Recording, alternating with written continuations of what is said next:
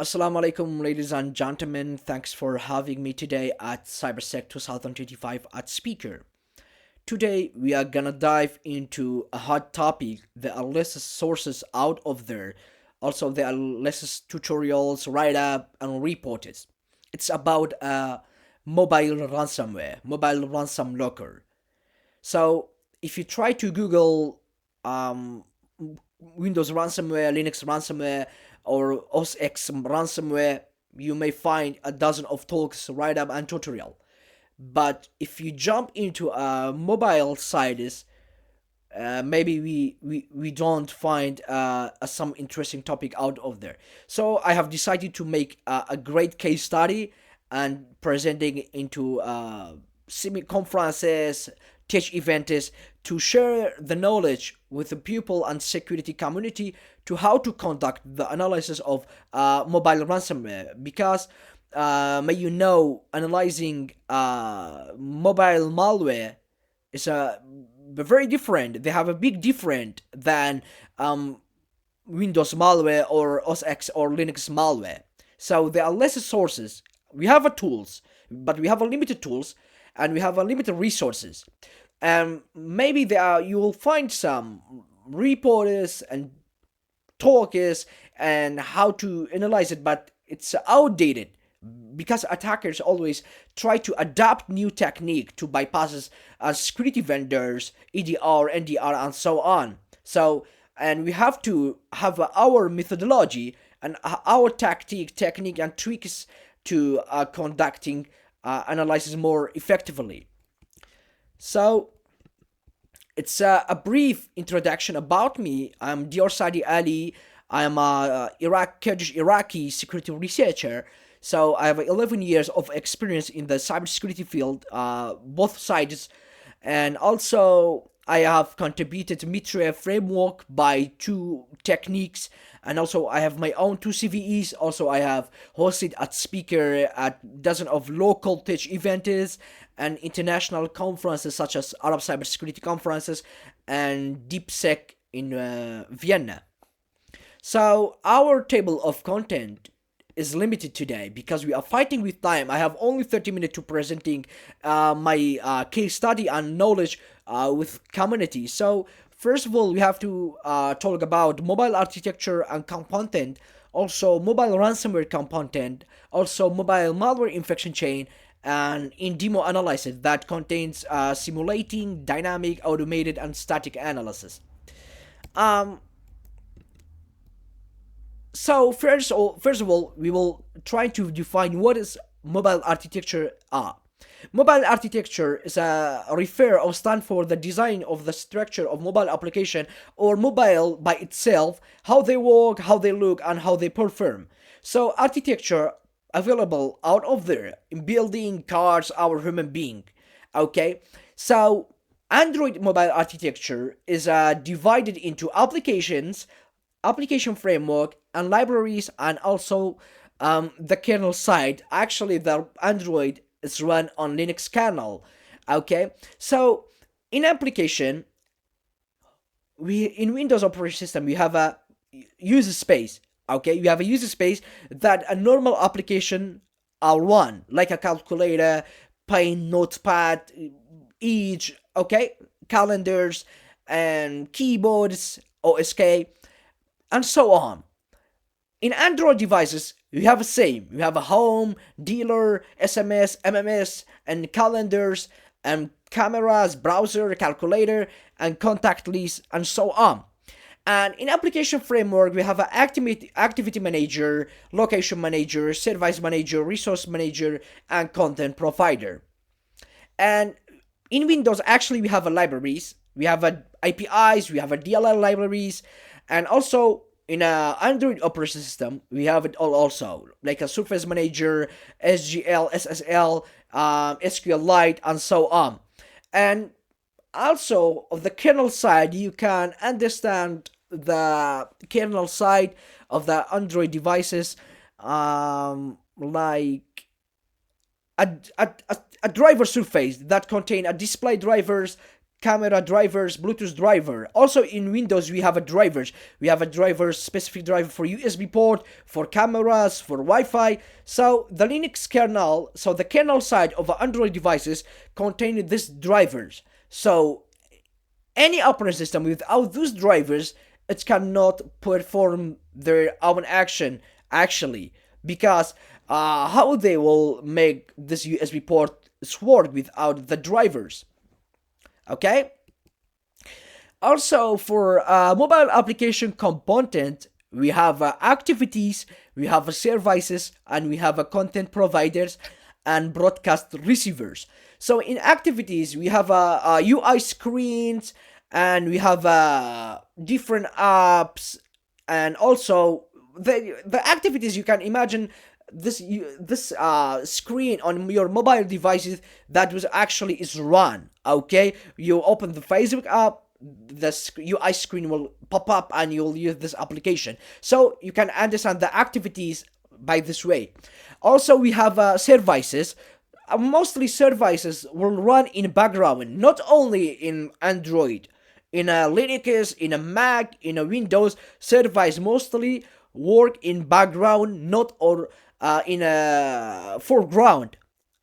Okay, and in a the services actually perform long running time. Okay, until you will suspend it or stop it.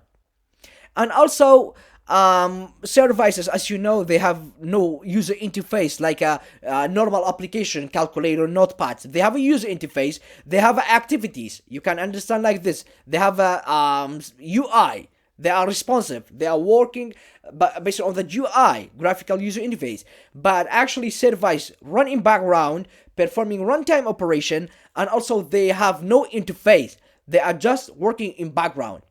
Also, they are a content provider. So content provider share the file structure of the application. Okay, in Windows executable file, we have sections. Okay, we have a data section, iData section, resource section. So you can understand the content provider as the resource section that contain icons and images, okay, and iData that contain factions, data containing the factions and mechanism about this executable file. So in an Android side, the content provider work as the same way. They share a data, the file data. For example, when you try to open the file on an Android application, so the content provider will provide a file system to the application. Okay. So also we have broadcast receivers. Okay, broadcast receiver such as the services, they don't have a user interface, so they can use a status bar for notification and use it for alerts. So Android is a cross-platform. Okay, Android is not like iOS that run only in a Mac OS or a Watch OS or TV OS, okay, or the iPhone itself. So Android can be run on healthcare and automotive and e-commerce, social media, games, and transportation. Okay, the Android, it's a cross-platform. It's run everywhere. It's not a closed source like a iOS. Okay, so maybe there are some security guy. They may think, okay, because the iPhone is closed source, that's why there are less attack on this. So we can say it's a little bit true, but not at all. So Android, like Windows, they have multi-billion users. They have a multi-million billion users out of there. So attackers will try to infect the devices or platform that have many users. So you can imagine like that. You will go to the sea to hunting the fish. You will choose the sea that contain a lot of fishes, not the sea that have a small fishes. Okay, so the Android itself, it's true, it's open source, and this open source mainly to adversaries try to understand the codes and find the vulnerabilities inside it. But it's not the case. Okay, it's not the case. Also, there are dozens of 0 days, 1 days, end days, and public exploits and tips and tricks to bypasses iPhone security solutions. It's not about it actually. So the mobile malware component chains are divided into four chains: payload and droppers and command and control server and exploitation. So it's a kind of the cyber kill chain phases. Okay, so we have a payload that's a malicious file itself that contain a malicious code that performing a malicious activity. Okay, it is a payload. So you can understand the payload. It's like a box, and this box contain a malicious codes and will be delivered into the targeted victim and done. Also, we have a droppers. So droppers, it's the definition by itself name. Droppers will a box. You can think like a box that contain another box inside it. Okay, and this box will perform their malicious activities. And we have the command and control server. It's like a dashboard that a malware author will instructing infected device. Okay, you can understand the command and control server C2 or CNC like a bot masters, and the devices inside this bot master is a bot, and the attacker from this dashboard, from this CNC, will command those victims infected devices to perform their specific action, like mining or sending a message and stealing data and so on. And we have exploiters. Actually, exploiters is a weak point. It's a flow, security flow in a specific product that attacker will write a script by Python, Perl, or Ruby, and so on, and run against the device. But in this chain, the exploit doesn't mean this definition of exploit that I have did a few seconds ago. The exploitation means starting to exploit the devices. Okay, starting to exploit the devices. Oh, you can understand by it's an active and objective goal. We have a cyber kill chain: reconnaissance, installation, weaponization, and command and control, delivery, and objective and goals. So exploitation, it's a goal. It's a final stage, maybe trying to wipe the operating system or stealing data or doing the espionage or sabotage, so on. So the mobile infection chain, it's for better understanding. Okay, users will download a game from untrusted source or even from trusted source like IPCure and like a Play Store or App Store, and game install a malware. Okay, it could be a both dropper or could be a downloader. So the dropper, as we mentioned before, it is a box that contain a box inside this box. Okay, the big box contains another box inside it, and this small box act as some malware. But downloader is a different. Okay, the attacker, imagine I have an executable file, or I have a scriptable file like a batch script. I have written a PowerShell code to download a putty from a hosted server and execute it. Okay, you can understand the downloader like this. And we have a dashboard. We have a command and control server that attacker try to perform the specific instruction, and this malware after infection become a bot and can be instructed by the bot master. Okay, that is a botus, that's a victims, and it's a bot master. Okay, so mobile malware infection chain adversary weapon. So attackers without tools cannot compromise or exploit the specific target or devices.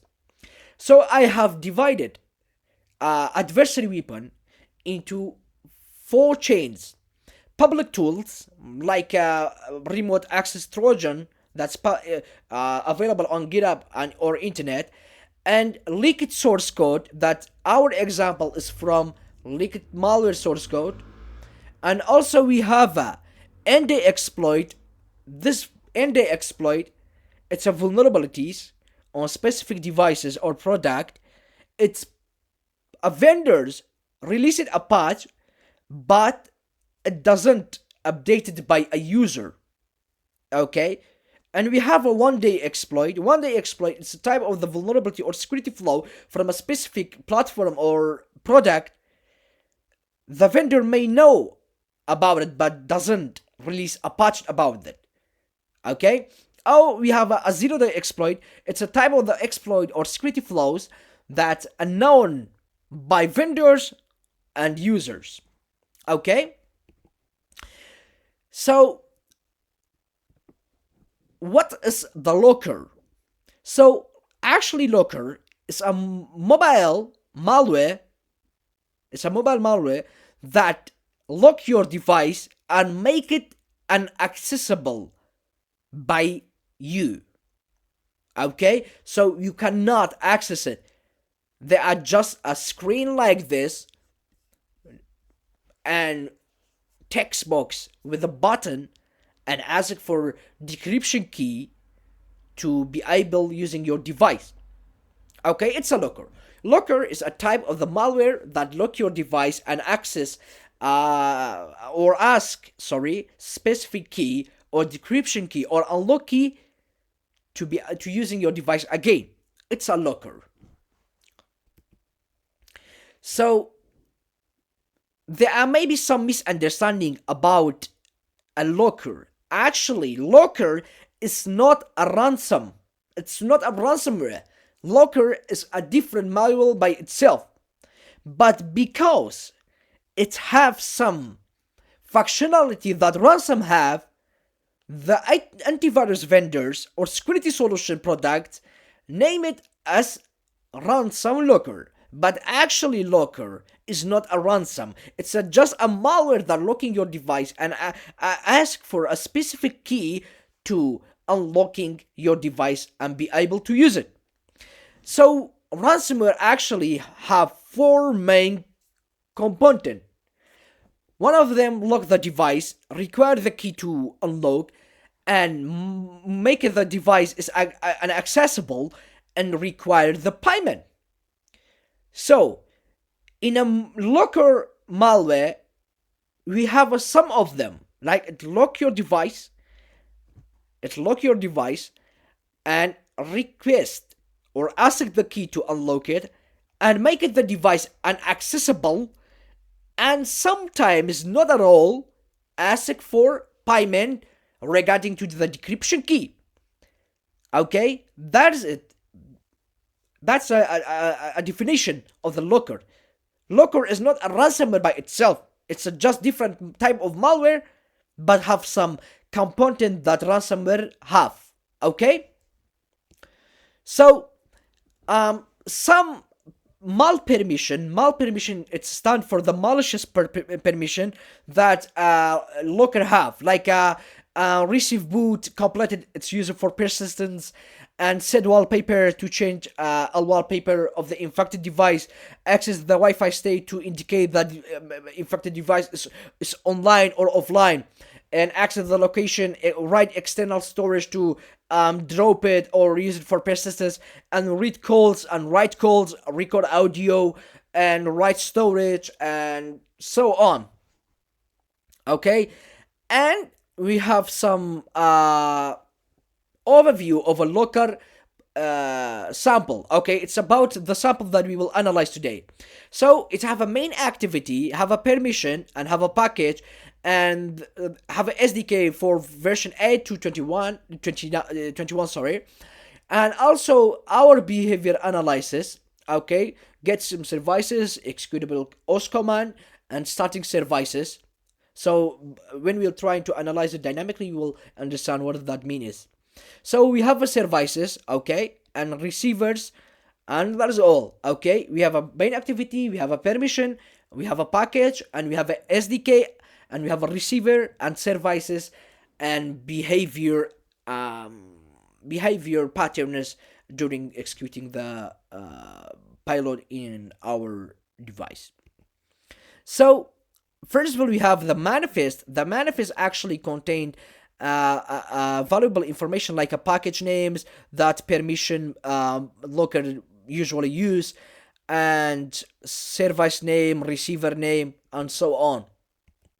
So that's a locker functionality. So we have a variable, say intent and intent to. It's a classes for the package name, main activity, and context.start activity intent to. So this com dot lo and lo main activity, it's performing the malicious activity itself, and in here in boot receiver section source code, it start activity intent to. So after running the device, the malware starting their own functionality, okay. And also we have a view, okay. It's a code section that locker screen message pop up like a ransom message, okay, pop up in your screen. It's a Russian text, okay. It don't mean that this malware come from Russia, because nowadays you can just use a Google Translate to change text from like Arabic into English, English into Spanish, and so on. So it's a infection simulation that we have. We installing the application, and it asks for the key, and when we fail and our key is wrong, it show this message. This message is mean loser or fail, okay. So based on my attribution as analyst, this malware is not written by the attacker itself from the scratch. It's came from SLocker leaked source code that available on internet, and attacker just reconstructing and compile it and publish it on the internet to infect the user. Okay, it's a leaked sample. Okay, it's a leaked sample in a right side. Okay, and it's the sample that we used to infection simulation chain. It's the same, nothing changed. Even the messages, even the message doesn't change, and the ransom screen infection message also doesn't change. And that's a sample that attackers um, get the benefit from a leaked source code and try to build a new sample and publish it on the internet. It's a normal way. So it's back to my attacker trying to work smartly instead of working hard, because it's not mandatory to write a malware from scratch by yourself. You can just get benefit from other sources and try to implement it from red teamer point of view. So attacker implemented this technique. On practical side, now I'm gonna try to infect my devices into this local ransomware or local malware and see what we can do with it. Okay, first of all, the application name is Wi-Fi Hack RIF.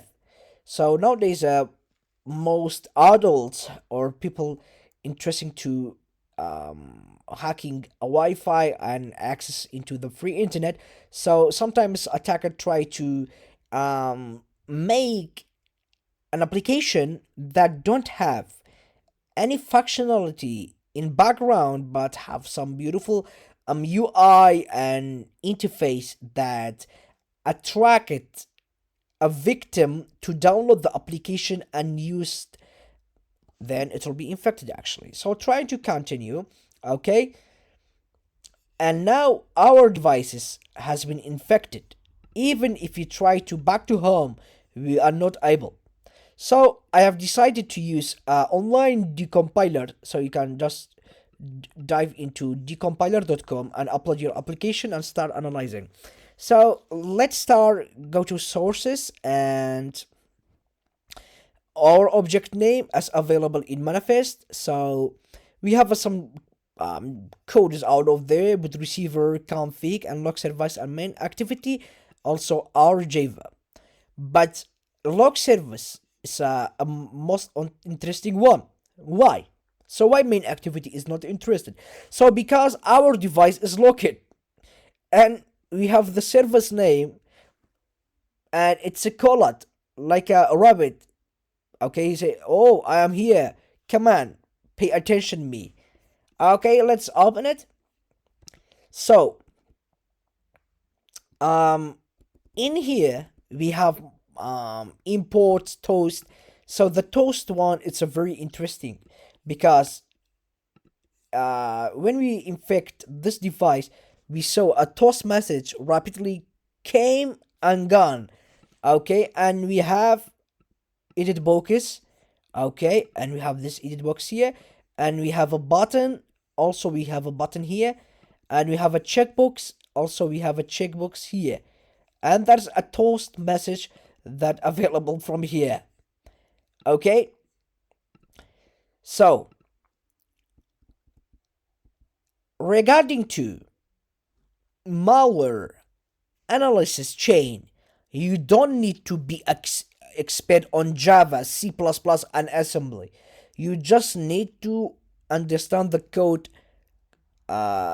accurately. Okay, so the most interesting part for me is here. This string is same. Okay, this string is same that we have saw at the toast message at here.